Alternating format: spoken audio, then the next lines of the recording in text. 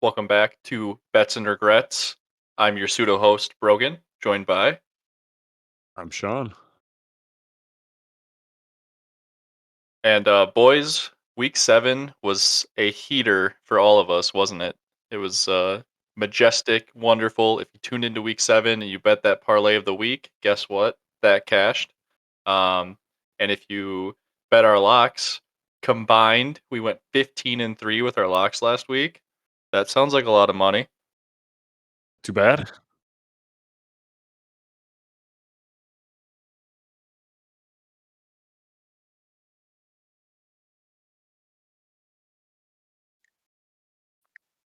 Some Any more rent money kickback for for you. your co-hosts that gave you some legs for that winning parlay?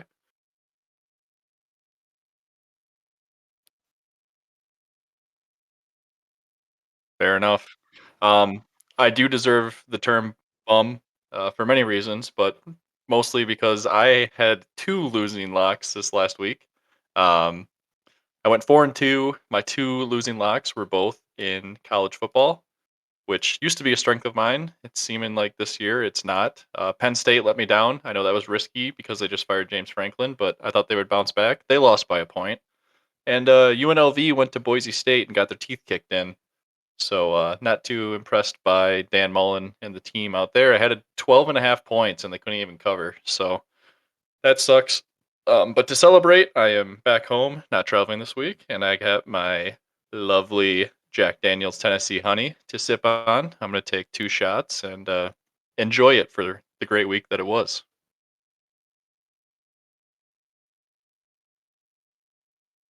There you go. Yeah, I went 5-1 and not too many regrets, but the one regret that I did have for my locks was the I also went back to college this weekend and had Texas Tech and Texas A&M money line parlay.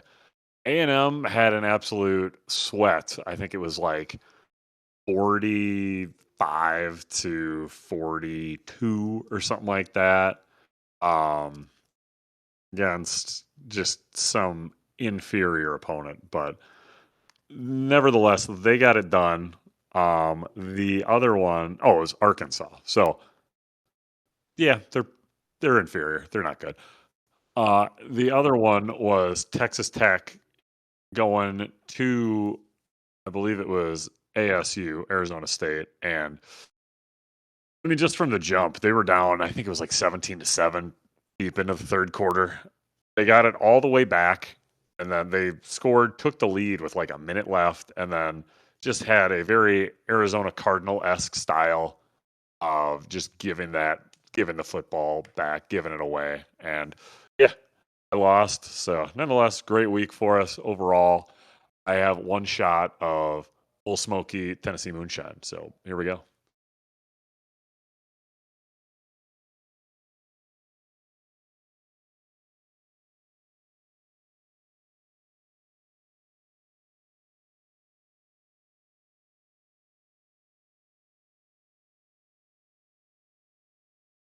You're also copying your one of your co-host picks.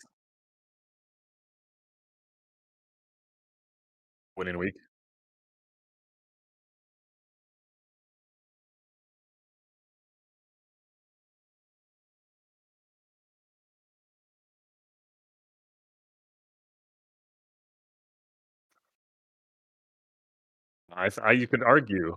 You could argue the that's where the picks and the juices got flowing after a Yeah, I had couple a drinks. I think we got I to had a do that a little bit question more. for you there, Nick. If you're a little maybe concerned that by not having the Miller Lite and liquor flowing through your veins, is it going to hinder your performance for week 8 here?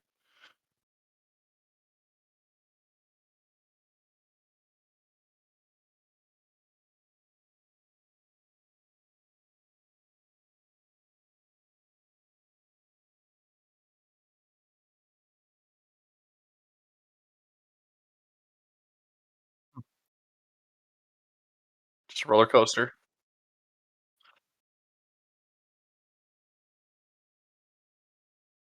Much like the actual game of football, this game has a way of humbling you. Well, yeah, and if you just copy 3 of Sean's locks every week, you're, guaranteed to do pretty good. Um, Sean is our leader for our locks at 26 and 16 overall. I am second at 22, 19, and 1, and after his big week, Nick's getting back close to positive. Right, 18 and 21. Um, but yeah, I mean, that's a hell of a comeback. I mean, 12 and 21 last week, that looks fucking rough. And then now coming into this week, excuse me, being 18 and 21. I mean, one more good week out of you, and we're all over 500. So that's pretty Okay. sweet.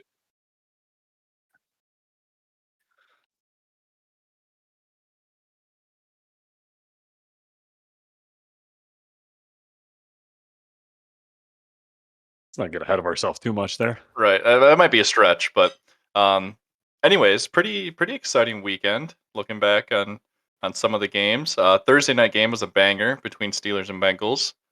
Um, talk about battle of the decrepit quarterbacks that should be in a Yeah. retirement home, maybe. Um, The Unk Bowl, icy hot yeah. bowl, love it. But yeah, that was a banger to start off week 7. And then I don't know, one of my favorite games was Eagles Vikings. It was a decent game. Pretty exciting to watch. And then yep, so I never had a doubt, never a doubt. It's a fun game to watch. Knew the Eagles were going to cover. We were safe. Oh yeah, that one was my second favorite. The only to be outdone by the Giants Broncos game, unfortunately. That one was wonderful to watch all the way almost up until the end.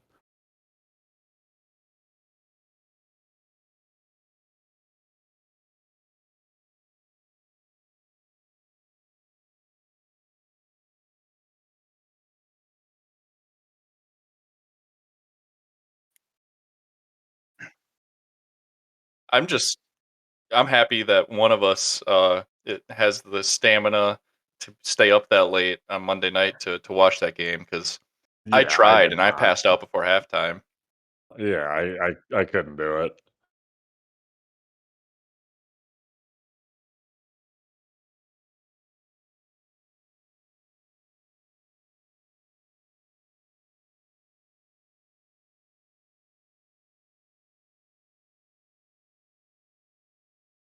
Middle of the pack. It was like 16.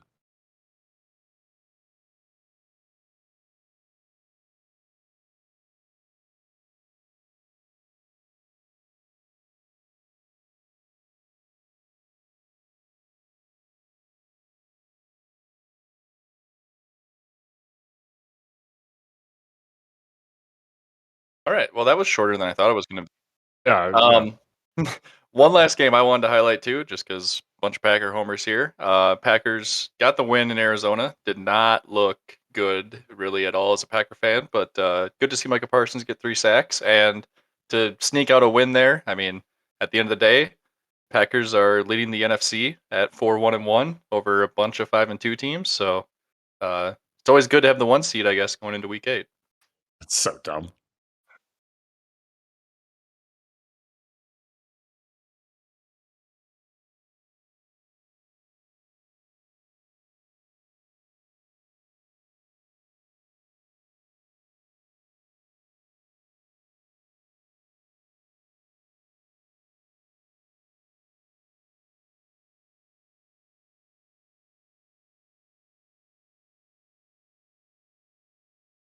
Yeah. Yeah, Well, I had a lot of mixed emotions watching that Packer game. Like, I was just frustrated. I mean, the amount of times the frustration was just through the roof. But then, I mean, we get the win, take kind of a step back, reflect a little bit. At the end of the day, it's hard to win in this league, so I'll gladly take any win that we can get. I guess we can be a little bit more particular, but yeah.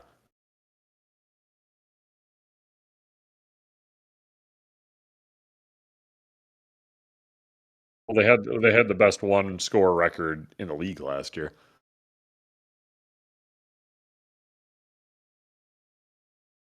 No, that was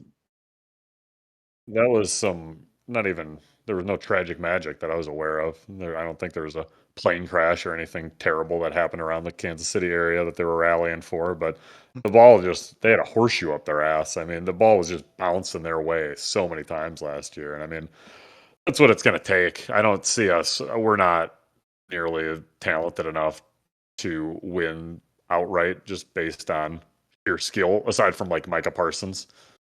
And down the road, I mean, that's my concern as a Packer fan, but that's a conversation for another time and a place. Ideally, week whatever 21, 22 in the NFL NFC divisional or NFC championship round. Yeah, and one thing Nick said that Lions Buccaneers game was a joy to watch. It was a joy to watch. I enjoyed watching that one because it was before my bedtime. But the one thing that was not a joy was seeing Mike Evans go down with the broken collarbone and concussions, and then also hear Yeah. Troy Aikman and Joe Buck dance around the fact that he's unconscious on the field. So sucks to see Mike Evans go down. His streak of 1,000 yard receiving 1,000 receiving yards is probably going to end. I mean, I'm not going to put it past him to average 300 yards per game the last 3 games of the season, Yeah. but sucks, I guess, I for mean, Mike Evans.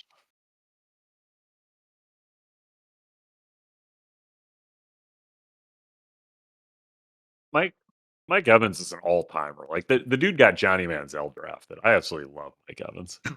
Hmm. So yeah, that Mike Evans, 100%. Absolutely. Yeah, Well, they don't respect receivers, so if that changes at any point, maybe, but he should be. yeah. I mean, he tied Jerry Rice for the most consecutive seasons with 1,000 receiving yards. So if it's only you and Jerry Rice doing something, I feel like that gets you in to begin with.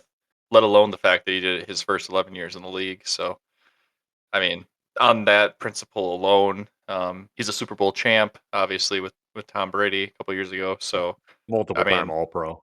yeah, I don't know. Yeah, I think he's about as surefire as any first ballot surefire as kind Yeah. of any wide receiver in the league currently. Yeah, for this generation's which receivers like not the Torrey Holtz or anything of the early to mid 2000s or like a Reggie Wayne type, but yeah, I'd say 2010 and up, he's should be as far close to a lock as you can get.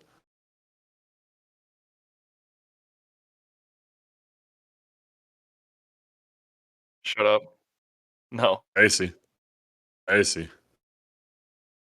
Probably not. I mean, what is he like a three-time all pro? If he would have stayed, if he wouldn't have took his shoulder pads off and disrespected the game and whatnot. Yes. There. I Yeah, don't I know mean, if Antonio Brown ever gets in. Honestly. Well, yeah. I mean, if he doesn't have the crash out, he gets in. But he's also like facing attempted murder charges currently. So I don't know that. yeah, he's like on the run. Ah, Like well, if there's a warrant out for his arrest, I think, for like attempted murder. he needs a place Allegedly. to stay. But yeah, so I mean that combined with his NFL crash out, I don't really think he gets in the Hall of Fame just Yeah, because of his character. I mean, stats wise, obviously he was unbelievable, but I don't know. I could see the voters not wanting that stain on the league. He'll be a guy that gets in like 50 years, like when he's long gone and everybody kind of forgets about the bad person he was, and you just look at his stats, you'll be like, "Oh my gosh, how was this guy not in earlier?" I don't know. I don't know about that though, dude, because of the like age of digital media. All they got to do is, what did he do? Oh, murder charge. Oh, this, that, and the other. Uh, Yeah, that's a good point. I one of, mean, we have part of the we have killer bees, though. I don't know. right. Maybe. Everything's on tape these days, unlike Wilt Chamberlain's 100-point game. Yeah. Anyways, not to start any other controversies. We got on this topic by Mike Evans being injured. Some other big injuries from this last week. Jaden Daniels with the hammy. Sucked to see that happen, and sounds like he's going to be out week 8 at least. Yeah, it's a shame because he was so electric and dynamic his rookie season, but that was the biggest red flag for why a lot of people didn't want to draft him, right? Was his frame and his ability to withstand hits in the league. And obviously hamstrings are unpredictable, but I don't think his knee has been right since that week 2 game in Lambeau, 'cause Mhm. it's been just a ride with him.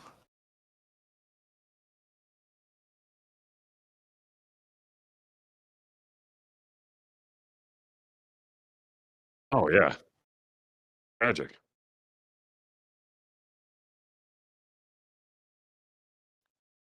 Yeah, have you guys heard a little bit more about that story?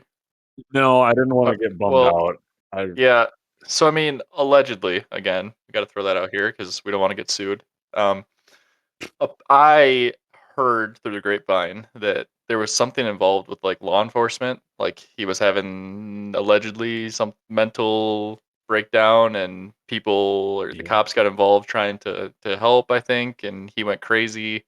Allegedly, I don't know if crazy is the right term, but, um, then something allegedly happened when he was involved with the police. Like, I don't think it was a shooting or anything, but basically, police got him in custody, and then he passed away, is allegedly what I heard through the grapevine.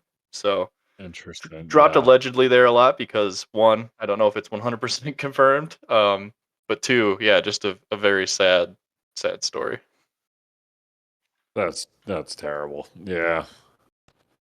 That's unfortunate. I'm sure that's a story, especially if it does paint the NFL or long-term effects of playing in the NFL in a negative light. I'm sure that a story will be swept under the rug and nothing will really come of it. But they do need to protect these guys. I mean, CTE obviously is real. They need to like start treating it like almost like a VA. If you played X amount of years in the league, it's sad. You see so many stories now. Feels like every couple of months about some of these old time guys, and it's a bummer. Mhm.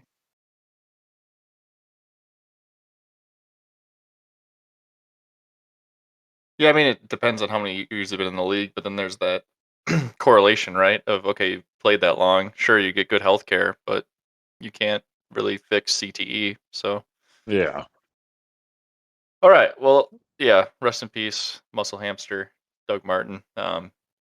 Let's get back to maybe some happier times here.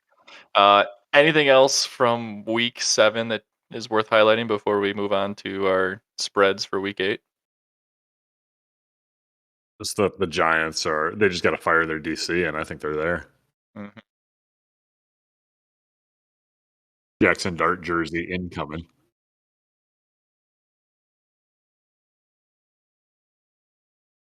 All right, Butler has been slinging it, but I disagree.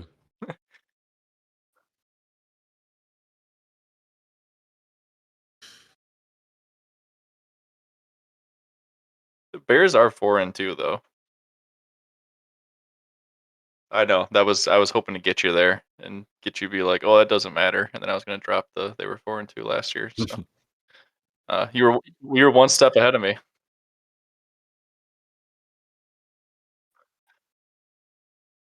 Yeah, are you one of those, like, terrible fans that almost, like, enjoys hating their rival more than they do enjoy cheering for their own team? That's me in the off season. I fucking hate the Bears in the off season. Those fuckers have won it 5 years in a row. Give them the flowers. They're so good in the off season. Dynasty.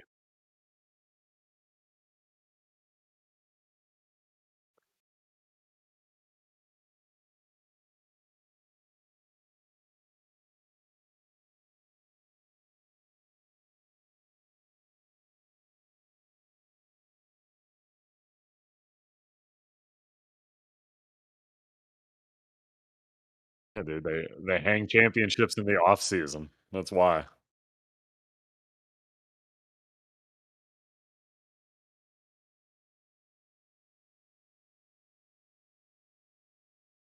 Talk to me about week 15 or 16 when the Bears are like 6 and 10, 5 and 5 and 9, something like that, where the Bears fans next year, watch out. We're getting a good draft pick. Not soon enough. It's later. We play a bunch of division games late this year, I think. Yeah, we haven't even played the Yeah, Vikings we yet. we play them week 14 and week 16. They gotta do something with that. I hate that's not the first couple divisional games they've done. like Well, that, where yeah, it's because then every other, like the right. Giants and Eagles are doing that this week. Yeah, I don't know why the NFL does that for scheduling. I mean, I think it's always cool to play a team earlier in the season and later in the season because obviously so Yeah, much because you are happens not the between same that. team. Right. Versus, I mean, 2 times in 3 weeks, like, eh, it's Yeah, you cool can for the still game. playoffs, but regular season when you can avoid that, like, we should Yeah. be avoiding that.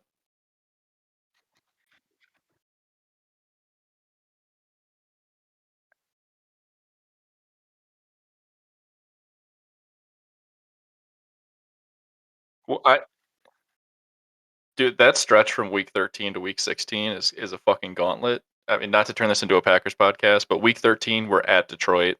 Then week No, no, 14 we're gonna turn this into a Packers podcast because fuck it.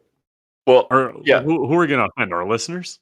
right. All so week 13 to week 16 is a gauntlet for the Packers because we got to play at Detroit, then we get the Bears at Lambeau, which I think we all agree that'll be a win. But then, like Nick was saying, Fucking you got to go on the road to problem. Denver, which is always tough because it's mile high. We lost to them last year, didn't we? Or 2 years ago? Right. Yeah, didn't we play the Broncos? It might have been 2 years ago. Yeah. So then we got to go into Chicago after that week too. So, anyways, 3 out of 4 Not worried about weeks that there, one. we're on the road. I mean, it's just that's a tough stretch of the schedule at the end of the year. I mean, 2 weeks after that still, but And then that's a you dicey gotta play a stretch. probably healthy Ravens after the Bears. Yeah. Right, and I mean, you never know how that Ravens game is gonna work out because if the Ravens keep losing the next few weeks, you might get a cupcake game, if the Ravens are mailing in the season, but if the Ravens string off a few wins here, that game could be even more important for the Ravens and the Packers. I mean, I was talking about it a couple weeks ago. I think the Ravens still get into the playoffs, if Mhm. especially if Lamar comes back. I had them losing last week and still making it out with, like, 9 wins, and they already had 1, so be interesting.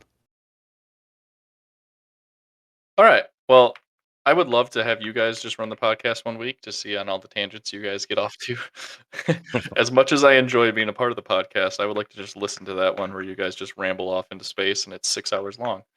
Like I Um said, yeah, you just whenever you're out of commission at any point, then Nick and I will take over, and we'll talk about the flight logs. We'll be Yeah. talking about chemtrails. It'll be awesome.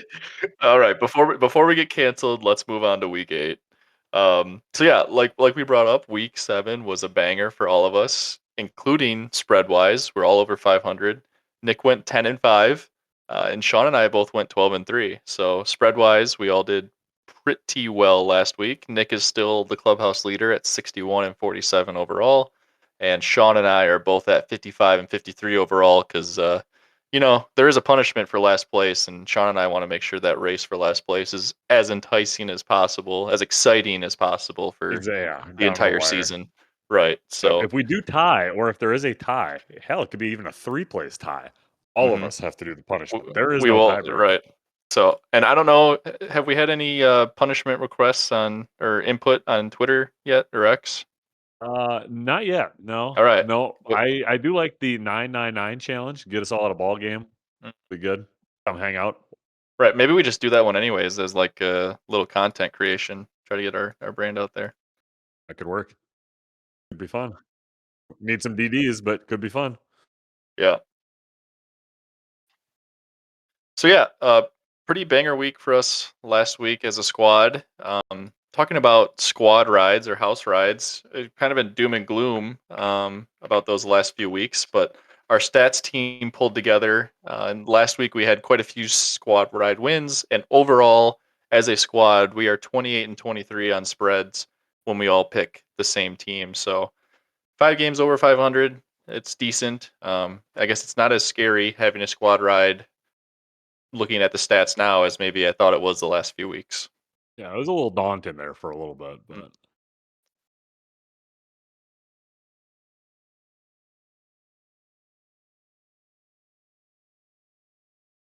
yeah, yeah. So, right. Good week to be a squad ride. lot of favorites. A lot of favorites last week.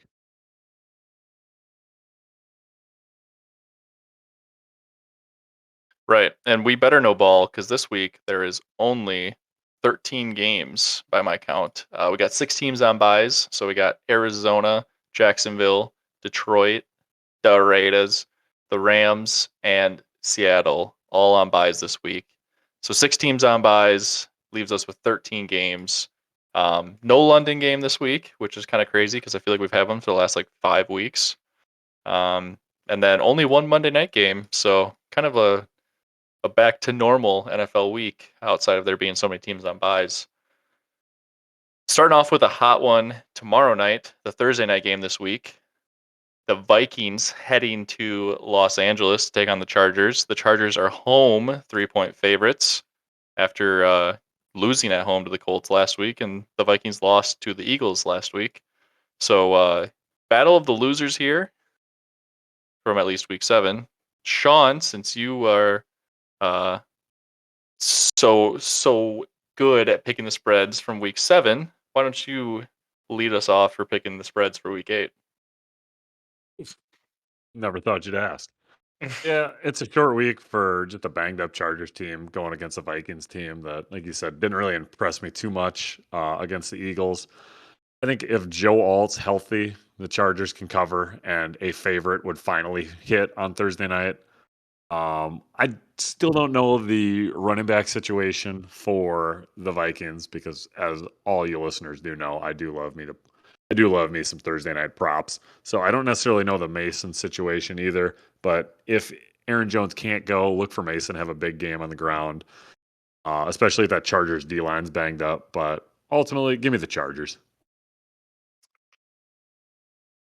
Yeah, it's kind of surprising, I guess, that this game's already tomorrow night. Recording this on Wednesday night, and we don't have a whole lot of information on the Jordan Mason, Aaron Jones outlook. Jones is activated, so he probably is going to play. But this is a tough one for me. I think there's a lot of spreads this week that are pretty tough around a touchdown. This one being at 3 points. I backed the Chargers quite a bit to start the year, and they've kind of been on a schneid here lately. Hasn't haven't been looking too impressive. I mean, they beat the Dolphins by 2 points, but other than that, they're 3-4 in their last four. Sorry, that was totally not right. What? That's the Tennessee Jack. That's the Jack Daniels hitting me. Yeah, shut up. The charge. Let's just forget that happened. The Chargers are 1-3 in their last four, and that one win was the Dolphins by two. So, anyways, the Chargers have been kind of on a rough stretch here. Um, and last week, I brought up that the Thursday night games have just been wild, and the dogs have been barking on Thursday night, and that's why I am going to go with the Chargers this week because I don't trust Carson Wentz and the Vikings to be able to travel to Los Angeles. So I will ride the Chargers as well.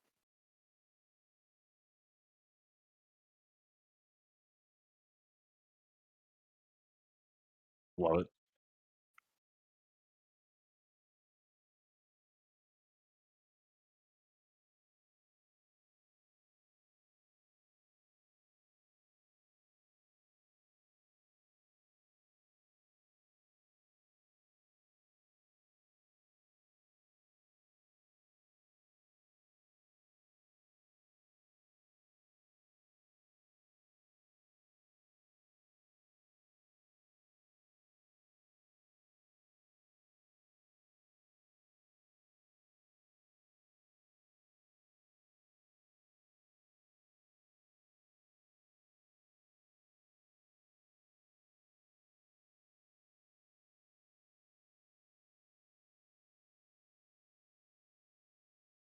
Yeah, that's fair. Sweet.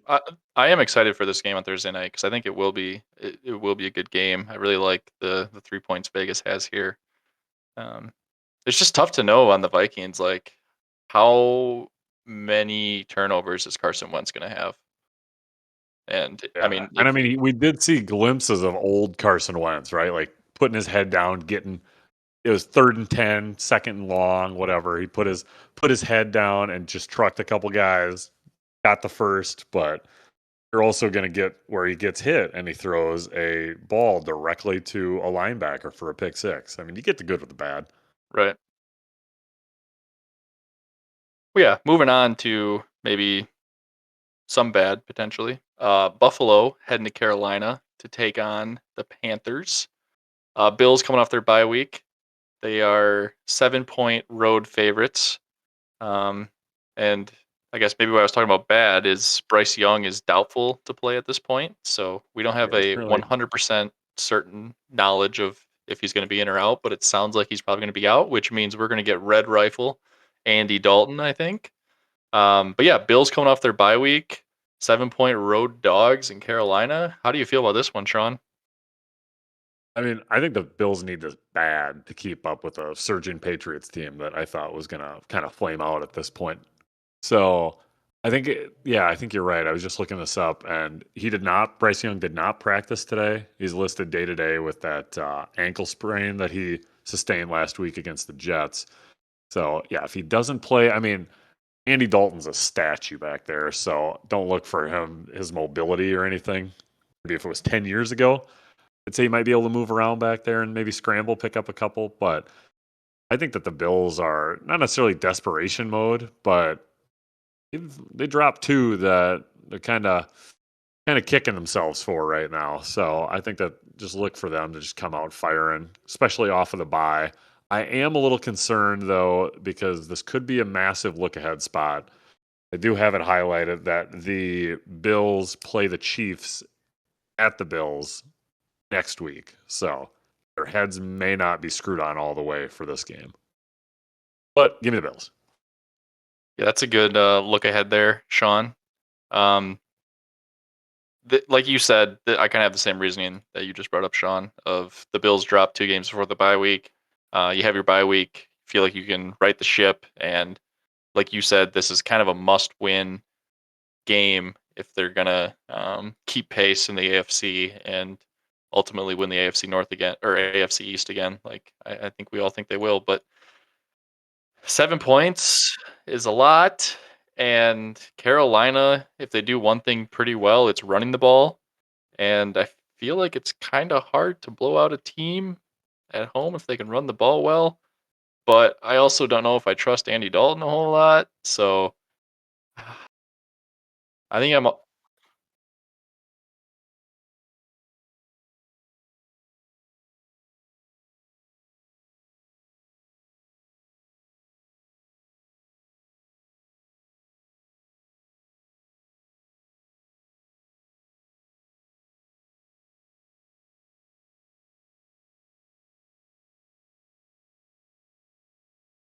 right.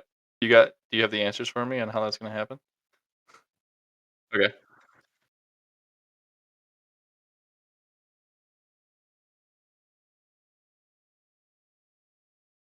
Right.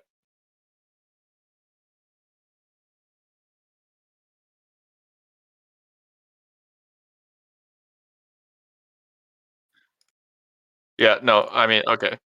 I'm gonna go before you give out your pick. I'm gonna go Buffalo, and partly because the Panthers haven't really played a good team yet this year. I mean, they got smoked by the Patriots. Otherwise, they are 4-1 in their last five, but they beat the Falcons, who are eh. They beat the Dolphins, they beat the Cowboys, and they beat the Jets. Barely beat the Jets at Absolutely that. loving my season win total over for So them this year. Let's yeah, go. I mean, good for the Panthers for finding ways to win those games, but they haven't really had an impressive game against a good opponent. So I will take the Bills to cover 7 points. All right, there's our first squad ride of Week 8. Sweet. Next game we got on the docket here: the Chicago Bears head into Baltimore to take on the Ravens. The Ravens are 6.5-point favorites, so that line is baked in having Lamar Jackson back at quarterback for the Ravens. There is kind of, I guess, still some reports that it's not 100% certain Lamar is going to play, but obviously with that line being 6.5, it seems pretty likely that he will. So, on the basis that Lamar Jackson is playing, Sean, how do you think this Bears Ravens game is going to play out? I mean, you could take this two different ways. Yeah, it's a 6.5, so it's Baltimore by a touchdown for sure. But like, I mean, the Ravens are coming off of the bye at the best possible time, right? Because they were just decimated with injuries. So that extra week to get healthy is going to be huge. Even if you're going with no Lamar, I think Snoop Huntley is serviceable enough, and the Bears are not good. So I think that they could get it done. But bigger news though, you got Roquan Smith coming back. I think it's left tackle Ronnie Staley, Patrick Ricard. I know fullback. I know you might tease me a little bit, but what do fullbacks do? Lead block in the rushing game. I think that's going to be huge, especially getting a offensive core piece of your O line back. I think Henry is going to be able to just pound the rock, have his way with that Bears defense. And who was it? Chidobe Awuzie. He's coming back, just to name a Hell yeah. couple. So surprised I actually got that name. Yeah, no, I'm So proud of you for getting that one. That was a good that was good. The Bears also are ranked 28th in yards allowed or given up to the rush per game. And I think all those pieces coming back, coupled with even the possibility that Lamar's there, give me Baltimore. Yeah, you stole that stat from me, Sean, about Baltimore, or sorry, the Bears giving up a lot of rushing yards. What's one thing Baltimore can do? They can run it down your throat, especially with Lamar Jackson. If he's back, he has that dynamic. And Snoop Huntley, like you said, could even run the ball too if needed. This is a put up or shut up game. I mean, the Ravens need this game. They're one in Desperation. five. Like if you lose this game, season's over. Season's on life support anyways at this point. But need to win this game at home. I know that means you don't need to win by a touchdown, but I also am going to go with the Ravens here. I coming off the bye, people getting healthy, and just the fact that the Bears rushing defense isn't that great. Baltimore can get a big win here in Week 8, I think, at home. Damn, Nick, is this how you've been feeling all year? Just people Yeah, picking exactly what you another picked? squad ride. Wow.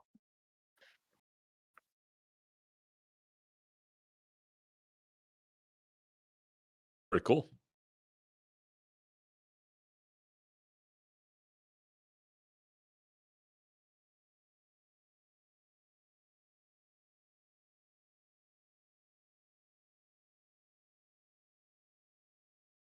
About 500.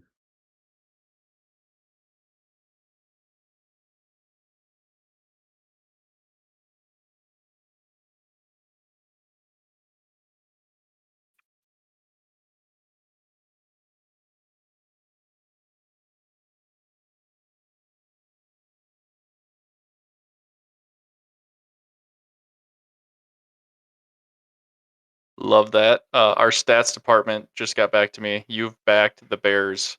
What is it? 3 times this year, which for somebody like you, that's actually a decent amount. So, you Mighty big have, of I me. guess, right? You've put in your Bears when you need to. So, all right. Well, back to back squad rides, and like I brought up earlier, we are 28 and 23 on squad rides heading into this week. So these do hit. Moving on to the next game here. This one I think is a little bit more interesting because it has a hook involved. The New York Football Giants, after that collapse in Denver, are on the road again, heading to Philadelphia to take on the Eagles. So we got a NFC East divisional game here. Like I said about the hook, it's Philly favored by 7.5.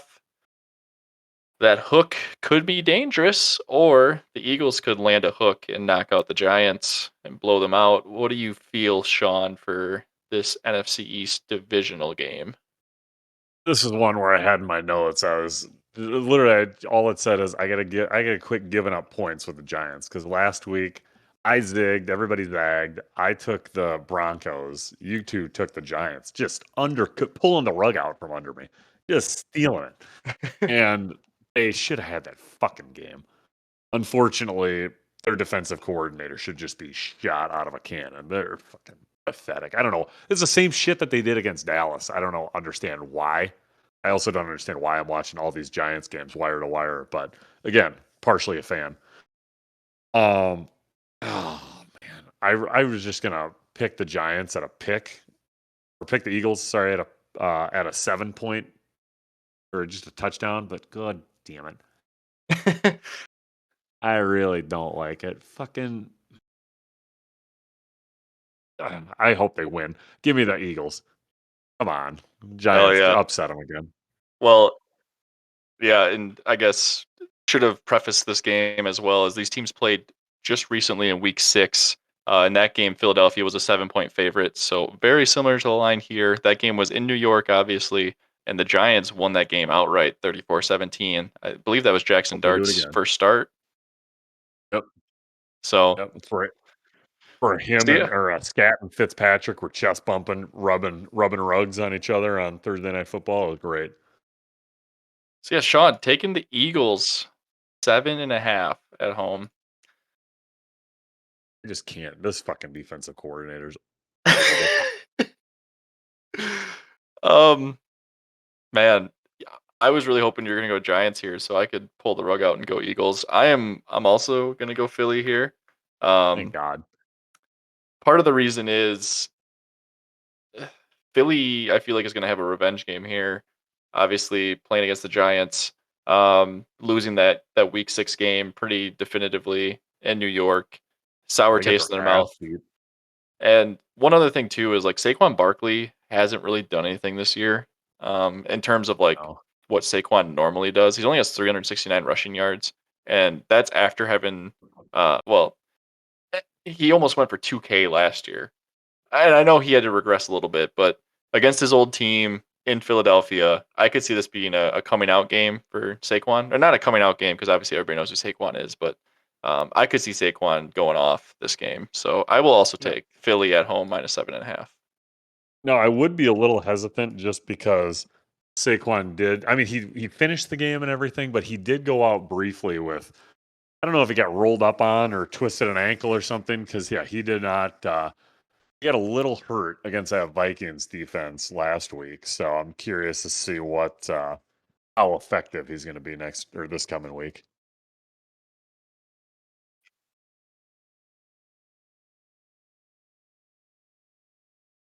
I hope so. Is it a lot?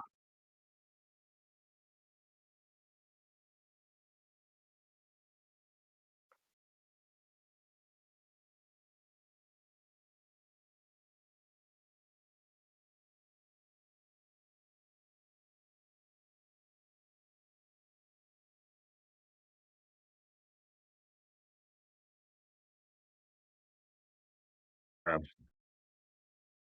Nick, are you in on the Giants? Like yeah, enough to bet their season over win total with me next year. What are you talking about? They're gonna have Malik Neighbors back. It's gonna be great. They're still gonna get disrespected. The scary thing about this game too is Philly has not covered 7.5 points at all this year through the first 7 weeks. It's a So massive number. I don't um, like it. yeah, I'm just just throwing that happy that out I'm there not giving too. up a point to Brogan. Well, everything. So this is kind of fading myself here. Everything's screaming for me personally to go Giants here, but I You're Philly's telling just got me. to break out at some point. And Yeah, passing I mean, games, AJ Brown started to last week, which could be scary for the rest of the league. Yeah, I mean, he had a career. They both had an well, so insane game. Hertz has been over 280 the last 3 weeks. So obviously the passing game's been figured out. Barkley hasn't been over 60 yards rushing since week 2. So that's what I'm saying. Like if they can get Barkley going at all, that's only going to make the passing game go easier, and it could be a blowout. So that's why I'm going with the Eagles. Could definitely be wrong. Want to go Giants, but I'm going to go Eagles. Moving us on to the next game, we got the Jets heading to Cincinnati to take on the Bengals. This game might have less viewers than this podcast has listeners. Um, Anyways, who's going to start for the Jets? I don't know because Tyrod's on the injury report now apparently. So What? could be Justin Fields again. Yeah, Tyrod's got like a foot injury or ankle injury or something. I mean, he's probably still going to start for him, but I saw he's like limited at practice. Anyways, Jets head into Cincinnati. Cincinnati's 6.5 point home favorites. Yeah, I mean, Sean, Garbage bowl here. I'm Who do you like? I'm so annoyed that the Jets are performing. I thought they'd have maybe 2 wins, 1, maybe 2 wins by now because my Saints' worst record in the league futures is I'll be sweating that out till the bitter end, unfortunately. But yeah, if you want to talk about a team just lacking star power right now because of injuries, look no further than the New York Jets. Who, so yeah, like you said, I mean, Tyrod Taylor's playing quarterback, maybe. Sauce Gardner left last week with a concussion. I'm not sure what his status is. And if he's not in the Jets' best competent defensive player, I mean, Chase and Higgins could legitimately go off and combine for 250 yards, and Flacco just keeps on dominating, keeps fighting back father time better than Tom Brady ever did. Give me the Bengals. Yeah, I feel like such a square here because I've been copying Sean on every pick this week so far. But yeah, I mean, I got to go the Bengals as well here for everything you said. Can't really pile on the Jets any harder, but until the Jets show something, there's no way I can Oh, bet on them, especially when here's the Woody Johnson is just shitting on Justin Fields and uh, saying that he can't even complete a pass. So which, I mean, is fair criticism, but when you're the owner of the team, I don't know if you should be saying that publicly. Maybe have a what talk are with Aaron the Glenn. what are the 5 worst teams in the NFL right now? The Jets. Who else? Like the The, Ti- Cardinals, the Titans. Titans, Dolphins, Saints. Yeah. Like it's the Shut Jets, up. and then But it's there's a the gap. Jets, and there's like a considerable what is it? The old Moneyball reference, right? They're the Jets. Then there's 10 feet of shit, and then there's the 31st team. Like they're buried under there. There's nobody. The Jets are terrible. They might go winless. They're terrible. Yeah, I mean, until their offense shows something. I mean, week one against the Steelers, they're able to run the ball. And then I think every team figured out if you can stop them from running the ball, they can't do anything. So, all right, Nick, we're going to have a squad ride in the Bengals, or are you going to back the Jets here? Yep. Go for it.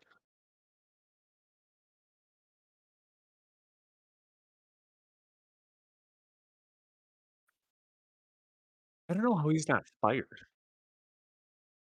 I said, I don't know how he's not fired. I mean, obviously, like the only person that I know that's a rookie head coach that got fired his first year was Urban Meyer, but he also had his fingers in places that probably shouldn't have been.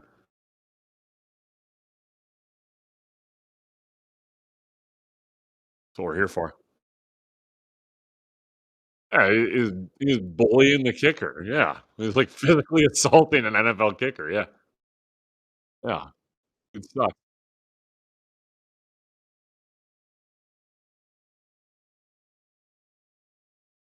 Yeah, and it Wow. amazes me. I mean, we're spending way too much time on the Jets here, but the fact that you could be in a major market like New Jersey, or I mean, technically it's New Jersey, but they're the New York Jets. But the fact you could be in a major market like that and you are just consistently terrible is just wild to me. Like, I don't know, just you got to just totally change that organization from top down. But I all right, just get yeah. One last thing about the Jets. I just consistently imagine that their fans are just like sad fireman Ed. And I have no idea what movie this is from, but I've seen the clip too many times where this kid's at a bar just sitting by himself, like at a table, and the waitress comes up, "Hey sweetie, you want some juice? What you doing?" Watching the goddamn Jets. Just sad and dejected. That's just how I imagine the fan base is there. Just Well, yeah, essentially. and like the Jets even like disowned Fireman Ed last year, didn't they? Because like I thought there was some story last year about how like they did like stop showing him on the scoreboard and stuff. And Yeah, anyways, because yeah. he probably had to hit the bottle too much because the Jets are an abysmal Yeah. franchise. So yeah, Fireman Ed, if you're out there and you want to get on the podcast here to share your side of the story, let us know. Yeah, that'd be Uh, awesome.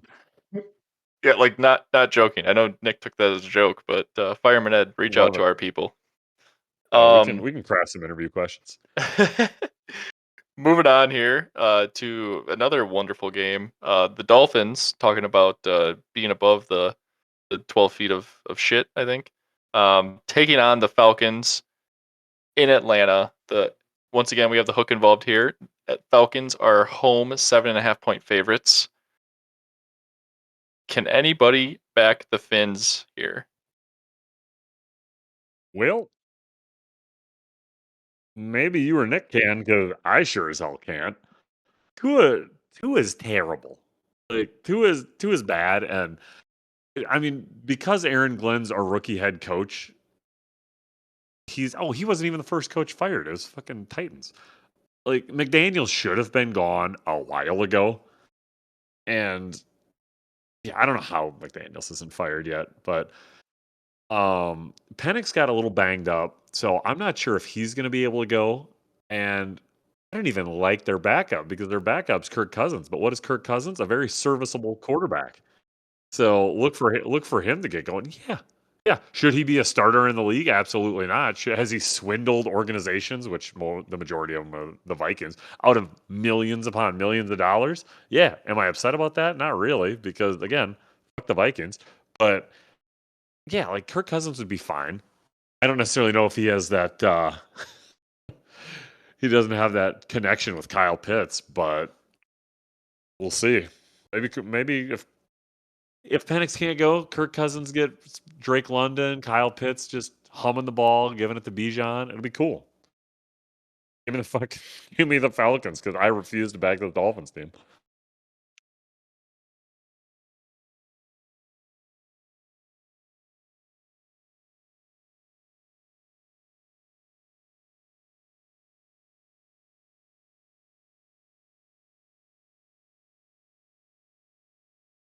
Yeah, I don't know if they'd say doing Whatever. their job. I mean, good teams win, great teams cover. I don't know if 3-4 is a great number, but it is better than their win loss record.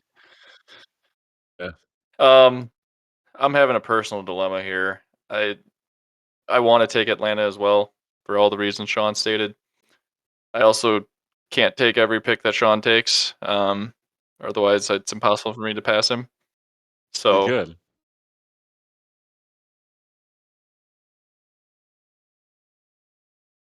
give me the Falcons. I was just would have been shocked if I was able to bully you off this pick just by going first.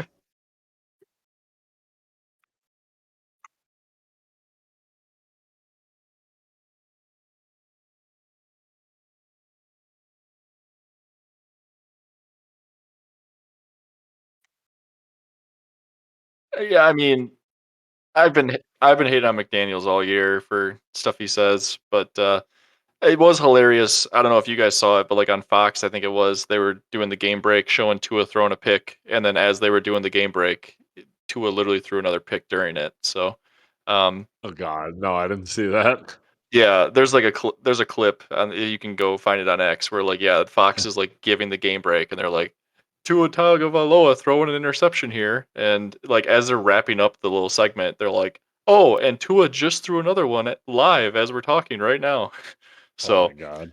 yeah, that's the Tua experience. So yeah, another squad ride in the Falcons. The hook there is what scares me. But I don't even think the Dolphins can. I mean, I don't know. Moving on, moving on. Got to get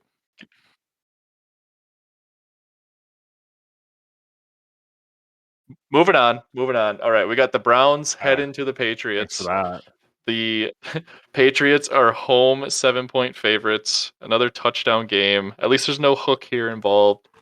Uh, Sean, do you trust the dog pound to travel up to New England and cover here? I don't know, man. Like, but I'm happy that it's at 7, so there's a possibility for a push. But yeah, like both teams are coming off just dominated wins against completely inferior competition last week, right? If the Browns can establish the run and if that pass rush can get after May, I could see this being a sneaky spot. And yeah, I don't see the Browns losing by 7 or more.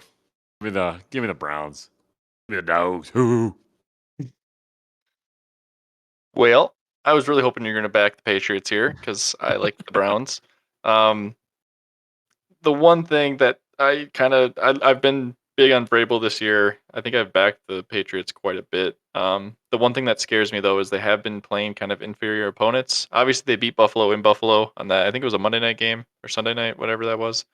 But besides that, like they beat the Panthers at home, and then the last 2 weeks they beat the Saints and the Titans. Like, I mean, anybody should be able to beat the Saints and the Titans. Maybe besides the Jets. And yeah, I don't know. I mean, Browns defense, I think, can keep them in any game. And Quinshon Judkins looks like kind of a dog with 3 touchdowns Dude, last 3 week. tuds last week? That was awesome. So, yeah, I'm gonna keep copying Sean to make sure we stay tied, and I'm gonna take the Browns. I love it.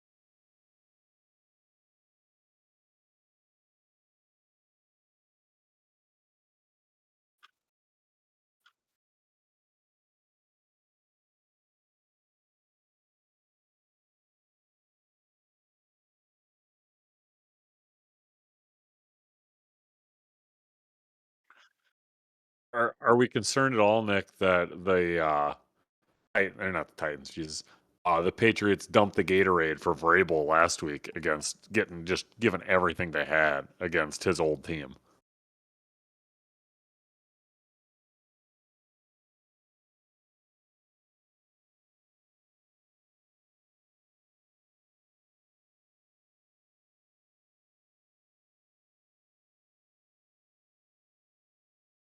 Yeah, just just to circle back on New England so far this year. Yes, they've been great. They've been 5-2. Their schedule was week 1 Raiders, then they played the Dolphins, then the Which they got Steelers, beat. then the Panthers, then the Bills, which was obviously a good win, but then the Saints and the Titans. So that's my only personal holdback with the Patriots. Like I know they're winning the games that they should win, The Browns got but a great defense. right besides that Bills game, none of the games on the Patriots schedule are too exciting. So, but yeah, I mean 7 points is a lot, and I mean Patriots have looked good. Drake May is honestly a budding superstar at this point, and probably doesn't get as much attention as he should as some of these other young quarterbacks. So fun team up there in New England, especially with Vrabel at the helm. Moving on to the next game, we got the 49ers heading to Houston. This line kind of surprised me personally, boys. Houston's home Me too. favored 1.5 points. Me too. Is this a little trap game here, or what does Vegas know that we don't?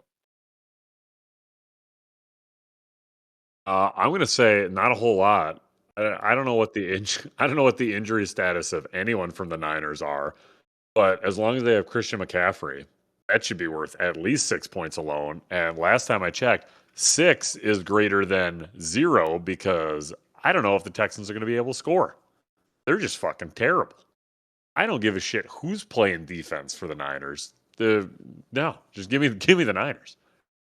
Yeah, the only two games this year that I think Houston has looked good, at least recently, in their last five, was against the Titans at home, and then when they traveled to Baltimore and pounded Baltimore with all of Baltimore's injuries. With who is quarterback there? No, it wasn't It wasn't Lamar. It, Snoop. it wasn't Snoop. It was Cooper The hell's Rush. his name? Yeah, yeah, the Rush Show. So, um, yeah, I mean, this is a very weird line to me, honestly. I mean, even if it was just a point and a half for San Francisco, like favored, I would still be kind of like that's not enough points. Which is No. why this one's scary. But I mean, don't look a gift horse in the mouth is the saying, isn't it? So, I am going to take the Niners here, and it might bring them up later potentially. Nick, are you backing your boy CJ Stroud?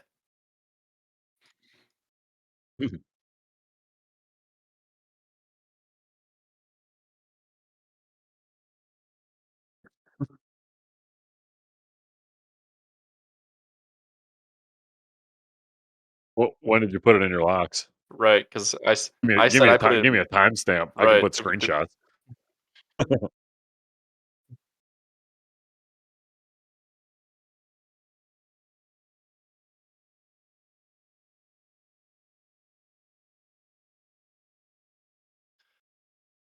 alright.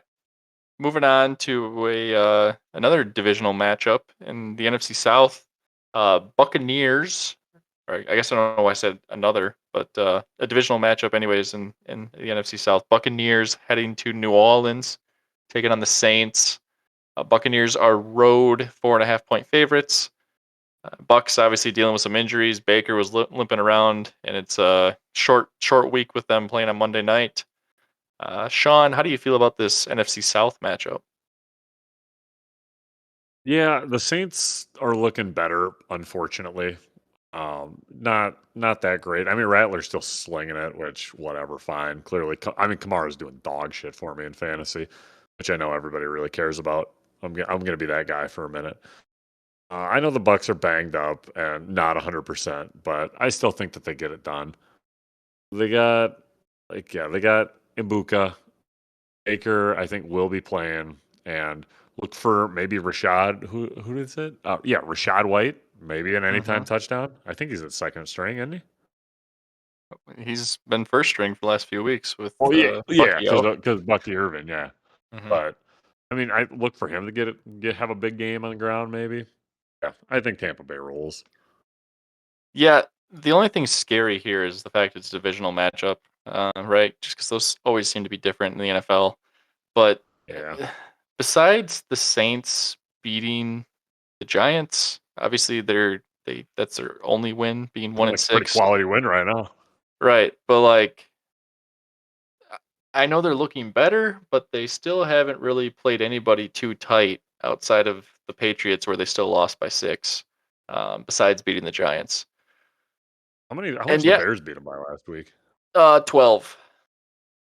Yeah, So I don't know. This is another one of those games. Like, yeah, 4.5 in a divisional game for a road opponent. It's kind of a lot of points, but I mean, if I've been copying Sean this long, I might as well keep going. I'm going to take the Buccaneers as yeah. well. We're trying to pass Nick this week. Yep.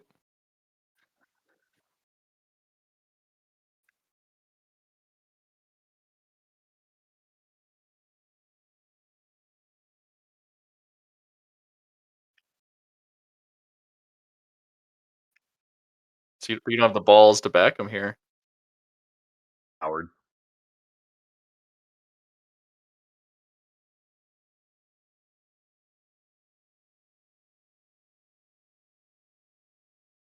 He doesn't have to beat him. He just has to lose by 4 or less. No faith. He's got a good defense. All right. If you say so. All right. Alrighty. Let's move on to the largest spread of the week. The Tennessee Titans 1-6 head into the 6-1 Indianapolis Colts. Indy's favored by 14 points, 2 tuds. Um, Honestly, that might not even be enough. John, what do you think? No. Like, I know this is a massive spread. I know it's a divisional game. We've all been watching Tennessee Titan football this year, right? They are not good. And I said it before when Buffalo, I think it was Buffalo earlier in the year, had like, what was it, like a 16 or 16 and a half point spread? That that is not the team that should be favored by that much in any game. The Colts this season are looking like the team that should be favored by a touchdown, 10 points, 14 points in damn near every game that they play. They are boat racing teams right now. They are, I think, are they the best offense in football at the moment? Stat wise, Yeah, I mean, they I are think very so. efficient. They typically are always ahead of the chains, as they say. They're There not was a getting major to long story. third downs. They, I, spoiler, I illegally stream NFL Red Zone every Sunday. So sue me. Allegedly, Made it allegedly. allegedly, yeah. I'll big allegedly here for entertainment purposes only. They made it a point to say this is the Indianapolis Colts' eighth punt of the season at one point during the game. Or they broke that up to inform us that they don't punt, which means they're either turning the ball over or scoring. At home, it's a no-brainer. Indy all day. Yeah, and one little nugget here too is these teams already matched up in week 3. That game was in Tennessee, and Indy beat them by 21. So this game in Indianapolis, uh, you know, I mean, 14 is a huge number. Um, man, dude, I, I don't want to take the same pick as Sean every game this week, but I mean, Hey man, we're only gonna pick up games on Nick at this point.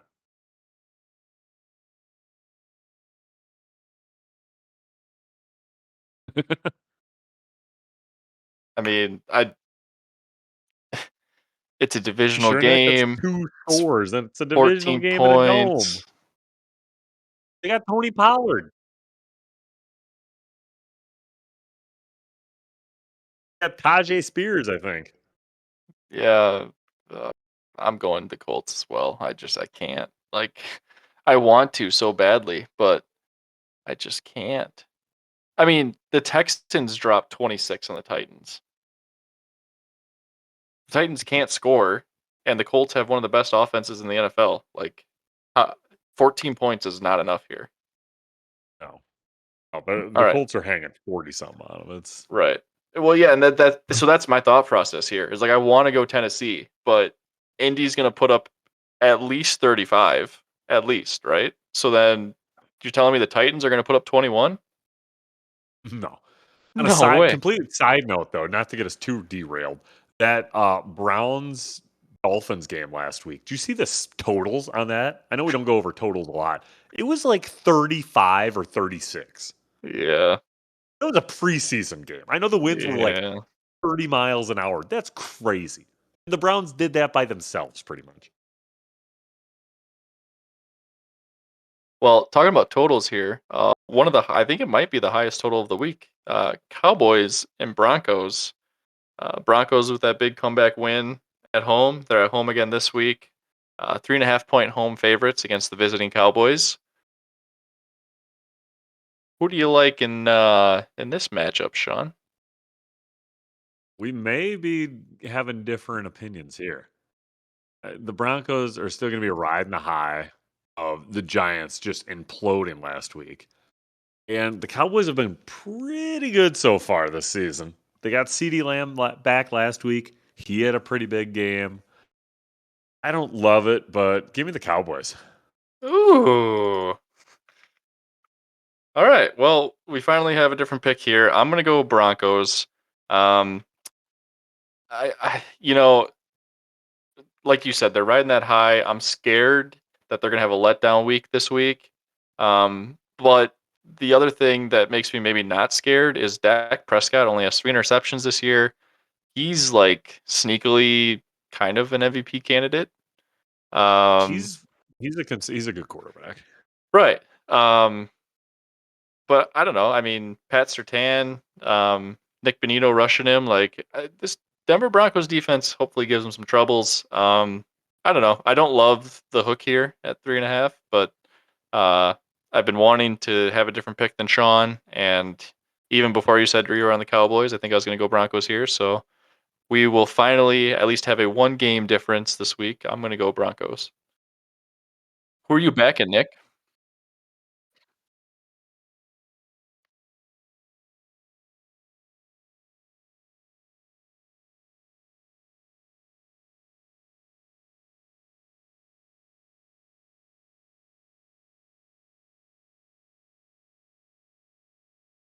Hey man, I've been on him since he was Mississippi State.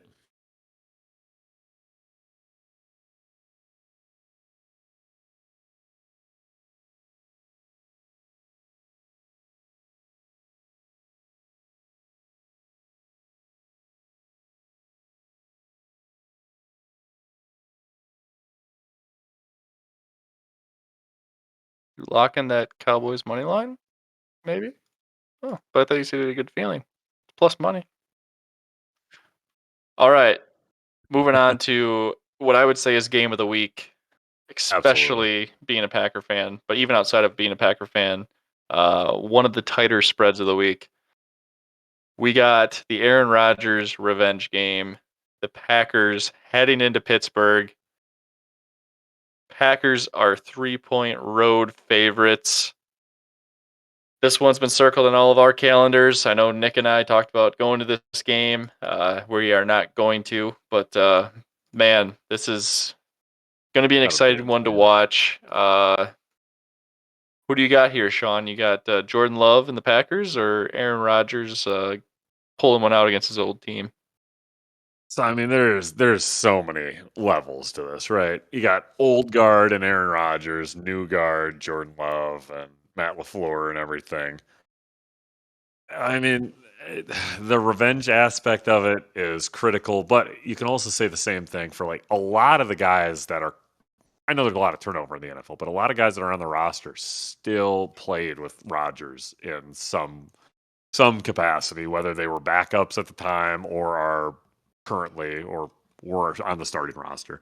But I do think Pittsburgh at home and they're 3-point dogs. If this was 3.5, 4.5, I would. I don't know. I wouldn't like it, but I think maybe Pittsburgh here. I think a Boswell field goal is going to be more than enough. He's done it so many times there, and it's more of my general distrust in what the Packers have been doing. I know it's hard to win in the NFL, and we have been doing that for time. But and the Steelers' offense isn't great, and our defense has been all right. I think they're going to be throwing a lot of different looks at Parsons. They're going to be chipping. They're going to be sending might quadruple team them. Might be the first NFL quadruple team ever. Give me the Steelers. Yeah, I mean, man, this is for a lot of valid points you brought up there, Sean. One point that I didn't hear you say that I wanted to make sure was brought up too is, I mean, Pittsburgh played on Thursday night last week, so they have kind of the mini bye, Oh yeah, having I a didn't forgot about that. few days of extra rest. Now obviously they lost at Cincinnati on Thursday night too, so um, a little bit of a bounce back here for Pittsburgh. But I mean, give me the Packers. As much as I love Aaron Rodgers, uh, Oh, am I the going to be rooting for Packers, the Packers? Absolutely. right? The Packers don't necessarily look dominating by any means, but it's only 3 points, and I mean the Packers defense, besides that Cowboys game, has been pretty elite this year. So unless Rodgers and that Steelers offense is going to put up a lot of points, I think the Packers can kind of pull away in this one, hopefully. So I don't know if that's the homer in me, but yeah, give me Green Bay -3.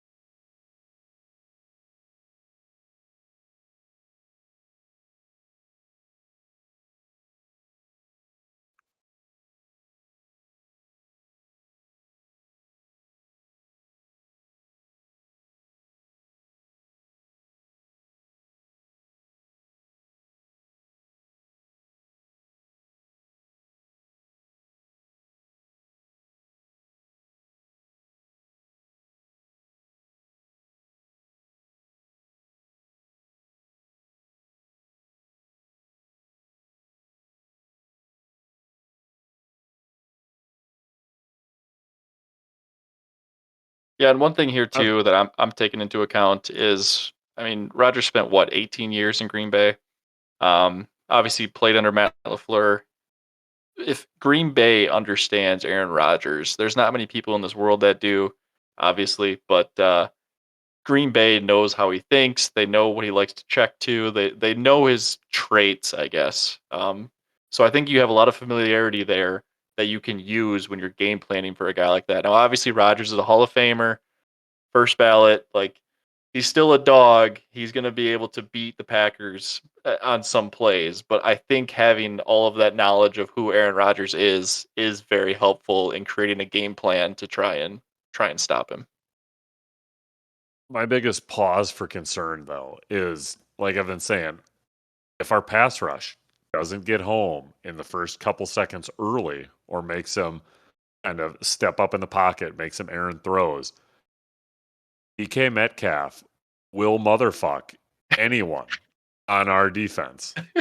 He will put his big ass dick across the forehead of any of our DBs. No, man. Keyshawn Nixon, CB1, brother. No, no, that's the reason why we're going to lose a playoff game, and I'm going to be upset. 'Cause Keyshawn Nixon's going to get called for 5 NFL PIs in a game. And it's just going to be upsetting. And like, well, should have spent a little bit more than Nate Hobbs money and Keyshawn Nixon. They actually went out and got somebody, but whatever. And we're also going to here's what's going to happen. Our opening drive, we're just going to ram it right down their throat. It's going to be awesome. Josh Jacobs is going to get in. And then we're not going to give Josh Jacobs a touch in the entire second quarter.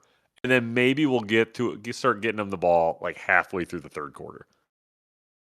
Because we're just going to keep trying bubble screens and quick slants to Romeo Dobbs and all the other nonsense that I could just see happening. That's All me right. more just being upset about the play call. Proceed. So yeah, I guess really looking forward to that game. Moving on. So that's the Sunday night game. Moving on to Monday night. Maybe a game that's not as exciting with Jaden Daniels being out, but the Commanders heading into Arrowhead. Chiefs are home 12.5 point favorites. That's taking into account Jaden Daniels being out. 12.5 points is a lot, but the Chiefs are the Chiefs, and they just blanked the Raiders at home 31-0 last week. So, Sean, who you backing here? I don't know. One, I'm going to reserve my right to change this pick at any point during the remainder of the podcast. But I, I've been. This is my hardest game to pick. I think partially because of the status of Daniels, and yeah, he hasn't been great. The Commander Redskin football team hasn't been great as a whole this year. But who's the backup? The Duck, Marcus Marcus Mariota. Mariota. Yeah, he's been serviceable at times. Like he's been all right. I don't really believe in this team a whole lot. And I kind of highlighted earlier that their KC could be having a look ahead spot going to the Bills next week, Sunday afternoon, not Sunday night, not Monday or anything like that. So that could be in the back of their minds. But uh, yeah, uh, oh god, give me Patrick Mahomes, I guess. Uh, Yeah, yeah, what? dude, dude, yeah. Give me Patrick Mahomes for now. Yeah. I don't like it. So my only reasoning for this pick, I'm also going to go the Kansas City Chiefs. If you look at the last 2 weeks, the Chiefs beat the Lions 30-17. So they would cover this line against the Lions at home. And then obviously last week they just stomped on the Raiders 31-0 at home. Arrowhead is one of those places that makes a big difference in football games for teams, especially going in there with your backup quarterback. Um, I mean, yeah, Kansas City's covered this the last 2 weeks against, well, at least a better opponent in the Lions. So, yeah, I'm going to take Kansas City minus 12.5 here.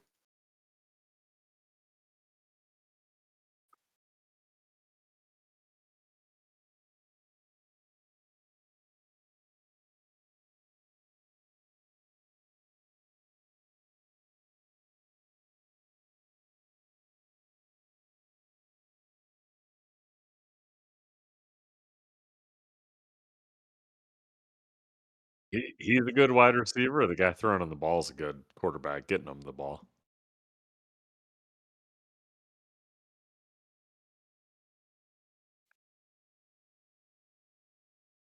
Yeah, I'd say so.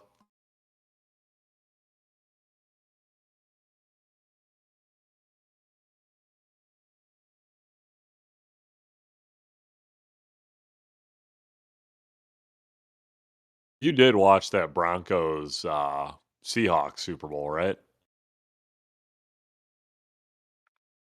Yeah, just checking.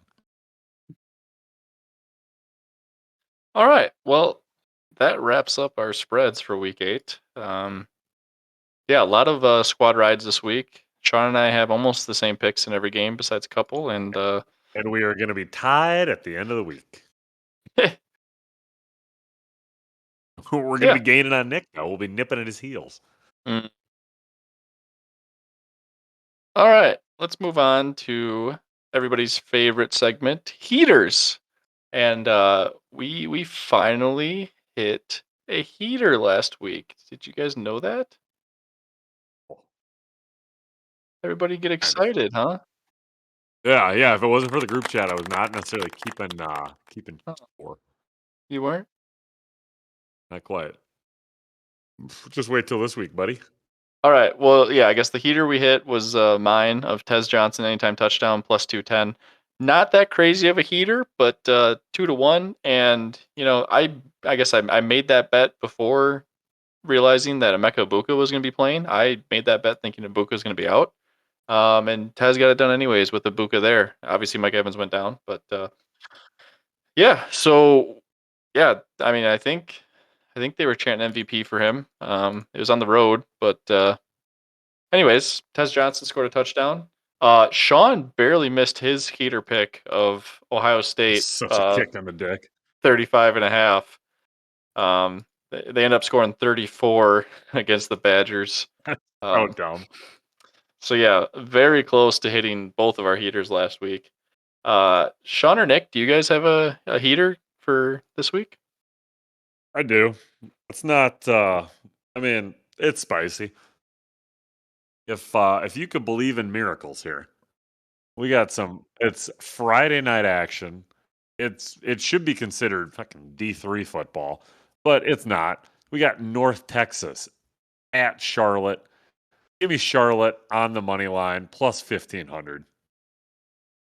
That's all I got. That was the one that looked fun to me. I'll probably be tuning in between World Series pitches.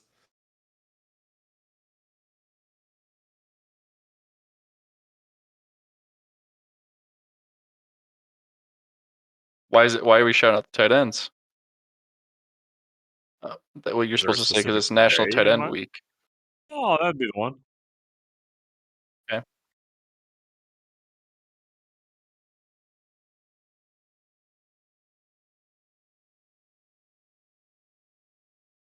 of course.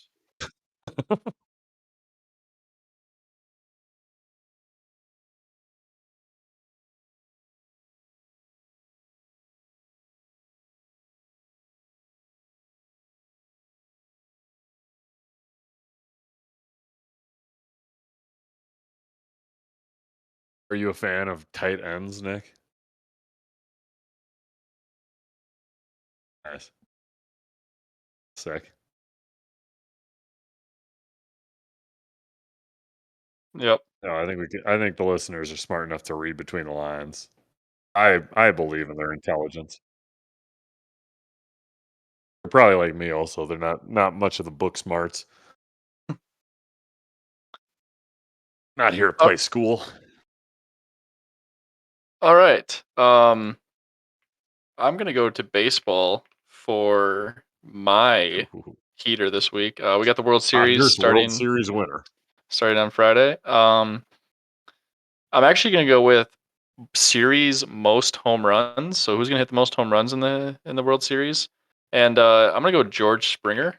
He's plus 600. He just hit the big 3-run home run to get the Blue Jays into the World Series. Blue Jays were down 3-1 in like the seventh or eighth inning. I think it was the seventh Interesting. inning when George Yeah. Springer hit that.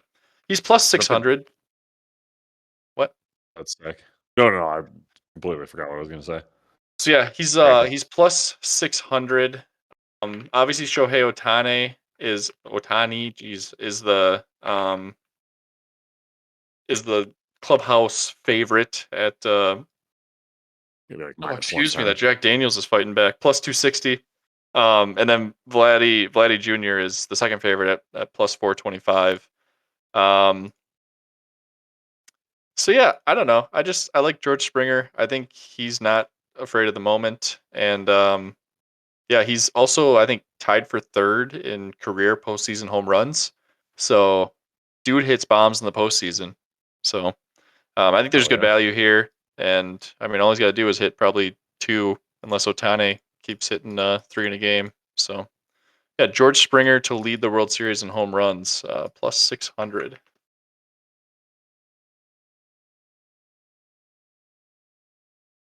Not sure how that gets paid out if there's a tie. If it's like dead heat where it, Red Heat rules splits. probably. Yeah, probably. But should have looked into that.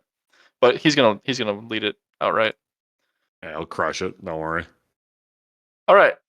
So that leads us to our locks. Like last week, Nick was 6-0, so he'll lead us off this week. Sean was 5-1, and I was 4-2. And like was brought up, we also hit the parlay of the week, which was almost plus 1,200. So good week for locks last week, and it's going to be a better week this week when we all go 6-0 and also hit the parlay of the week Oh, again. yeah. So yeah, Nick, why don't you hand us your six locks this week? Or I guess 5 locks, and then we'll hit the parlay of the week later. So 5 locks this week.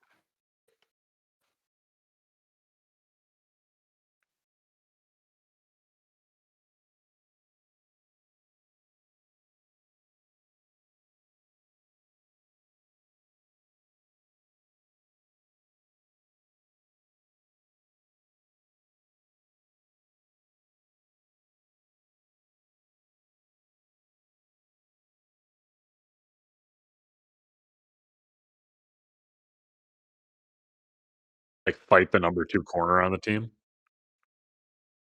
Like, fight the number 2 corner on the team.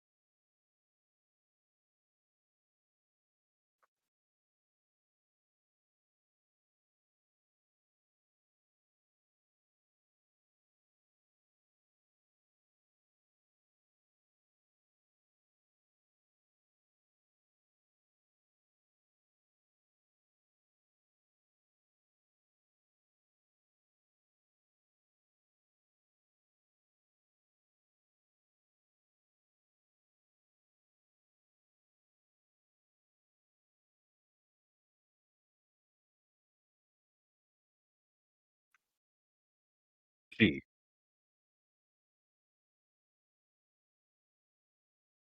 it's Rashid, not Rashid. Yeah, Rashi Rice. Yeah. Rashid. I love when You're Sean's, good. correcting people on name Yeah, pronunciations. I'm the last person that should be doing that.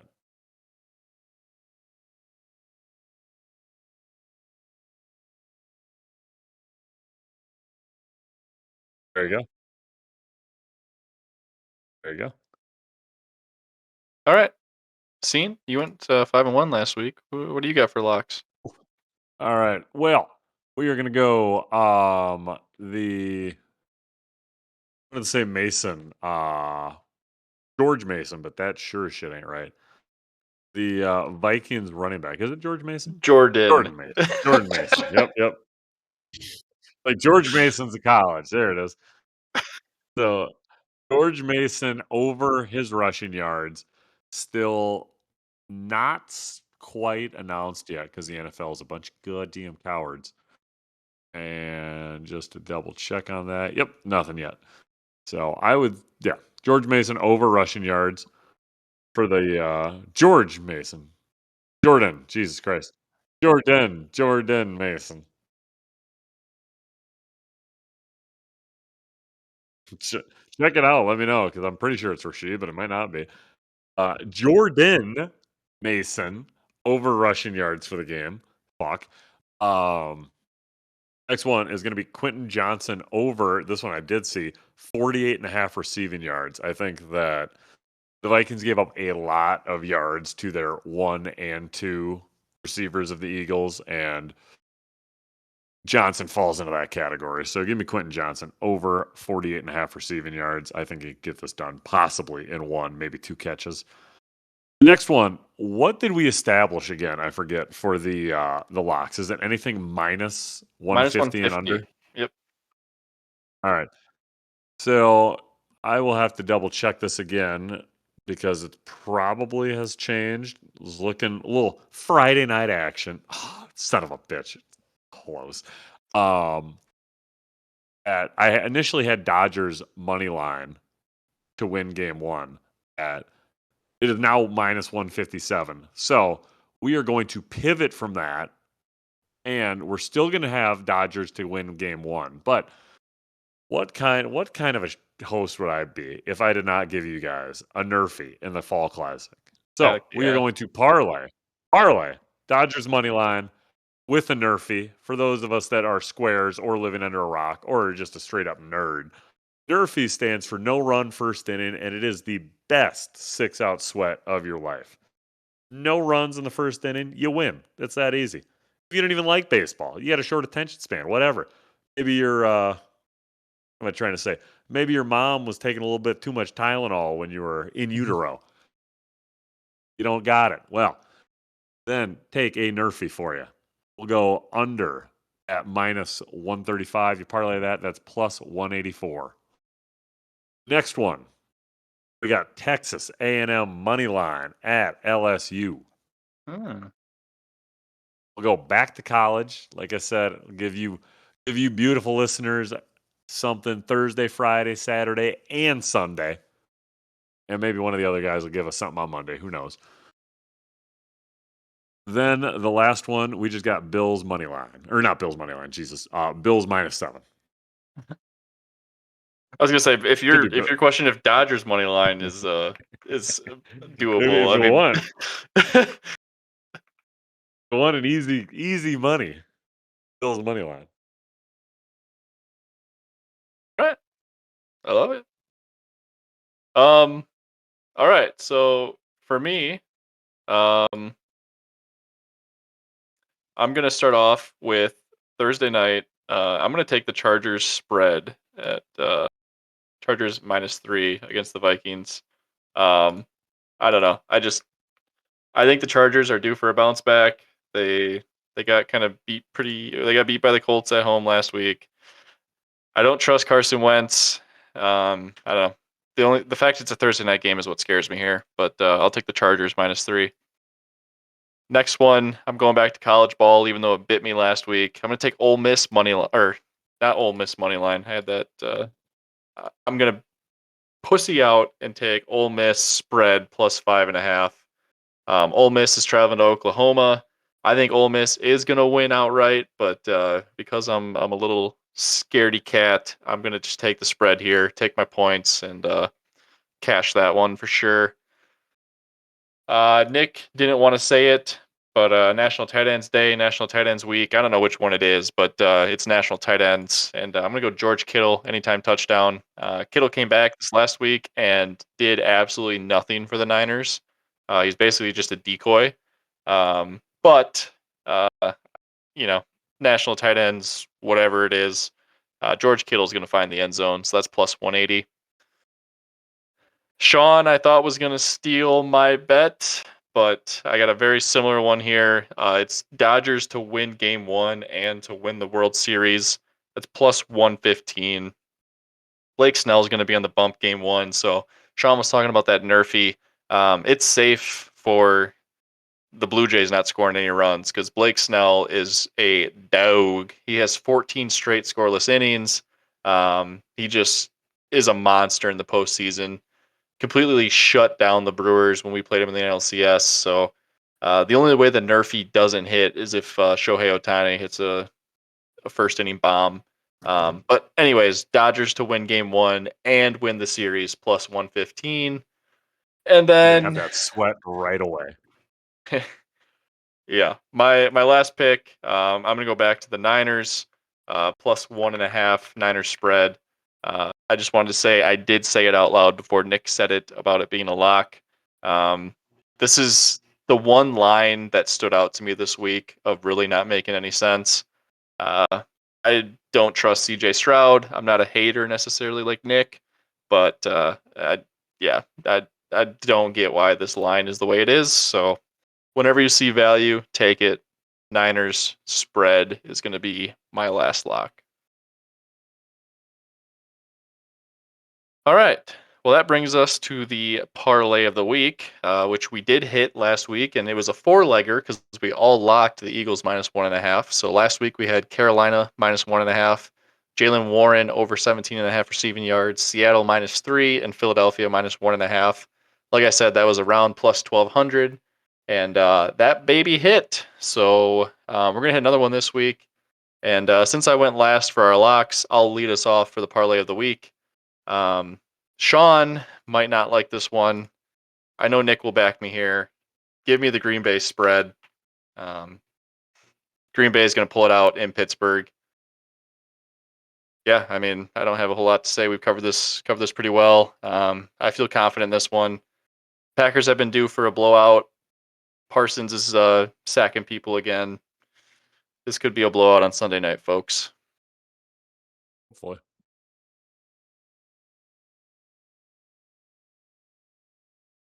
For sure.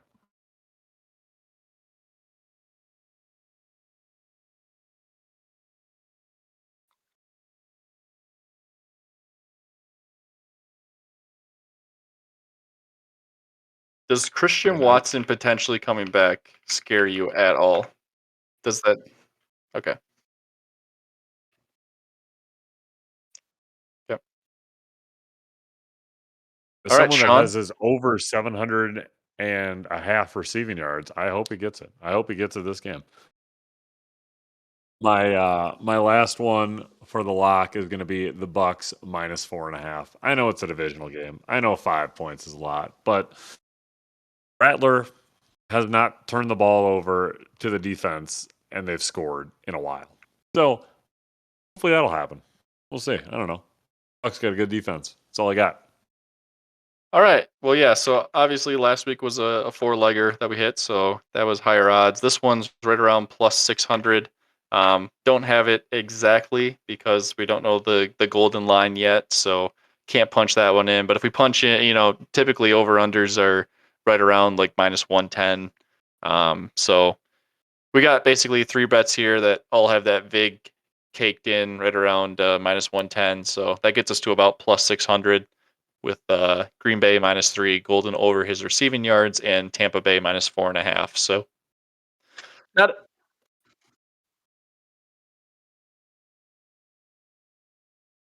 It all I mean, goes to the same spot. all right. Parlay of the week is technically a lock, and Sean likes handing out winners. Yeah. He doesn't like doubling down. Yeah. No, I like to give the people new information.